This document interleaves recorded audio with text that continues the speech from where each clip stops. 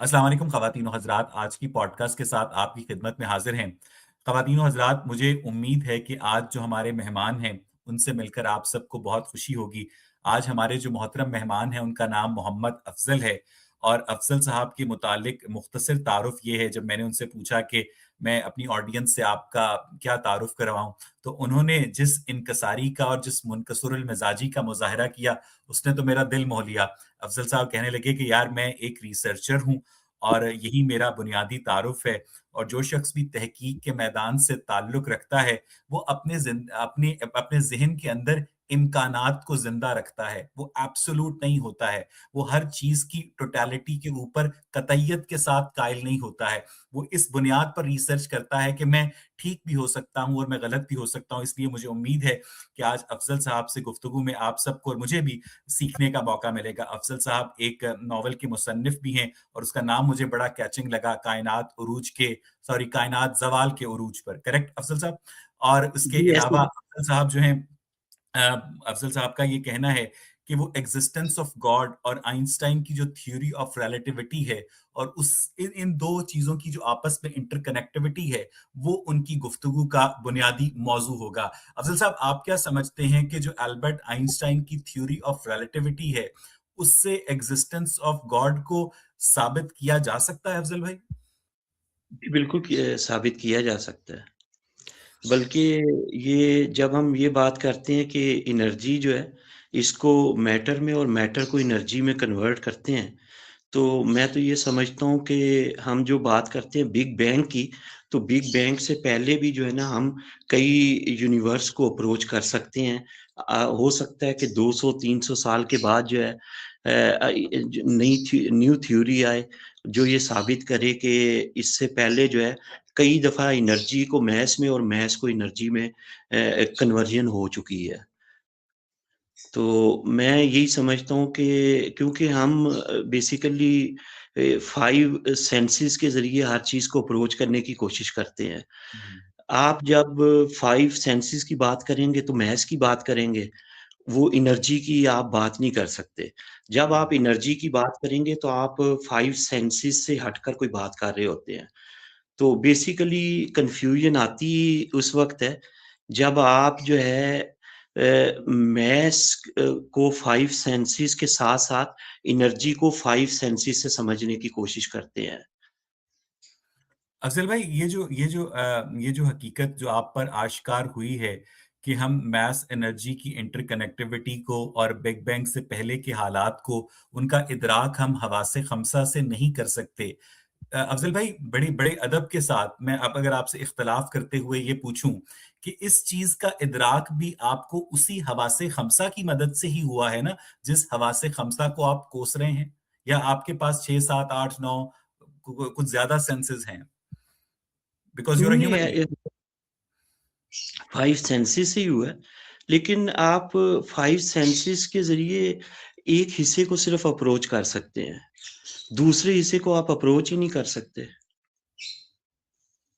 नहीं अफ़ज़ल भाई, मैं ये मैं इस चीज़ मतलब का मैं आपको जी। जी, प्लीज़, प्लीज़, मैं प्लीज़। ये कहना चाहता हूँ कि जब हम बिग बैंग की बात करते हैं, तो कोई ना कोई चीज़ मौजूद है, जो आपकी जो है ना यूनिवर्स तक अप्रोच करेगी।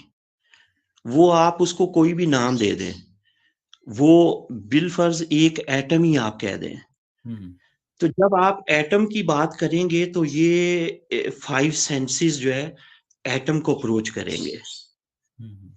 लेकिन जैसे ही एटम से हटकर आप कोई बात करेंगे तो वो तो 5 सेंसेस वहाँ पे अप्रोच ही नहीं कर सकते। अफ़ज़ल भाई, आपने ईद की नमाज़ पढ़ी थी? जी, पढ़ी थी। अफ़ज़ल भाई, आपने ईद की नमाज़ में अल्लाहू अकबर कहा होगा और यकीनन आपने अल्लाह ताला को सजदा भी किया होगा। उस अल्लाह ताला को आप खालिक़ कायनात भी मानते हैं, जिसने अदम में रहकर इस कायनात को वजूद बख्शा।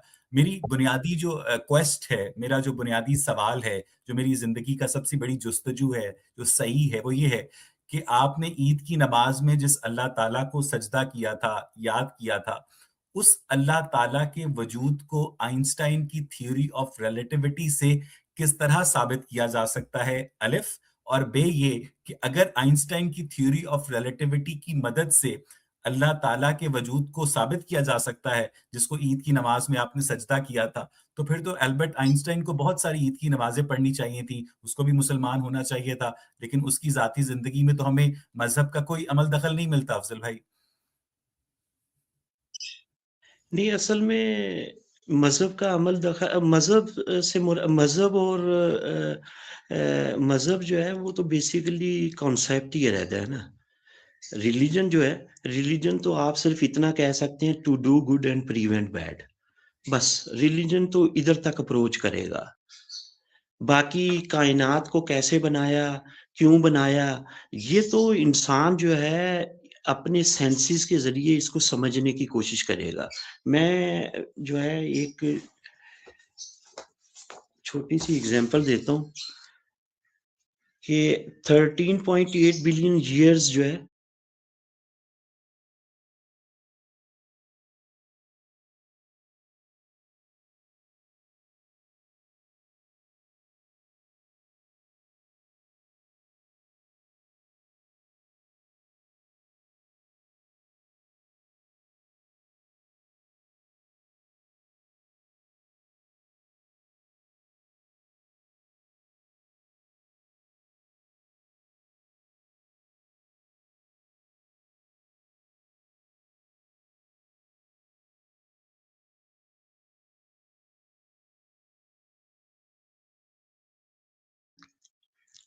यहाँ तक अभी इंसान ने अप्रोच किया है।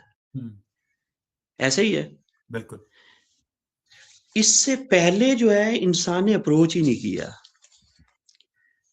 और कब अप्रोच किया आप इससे अंदाज़ा लगाएँ कि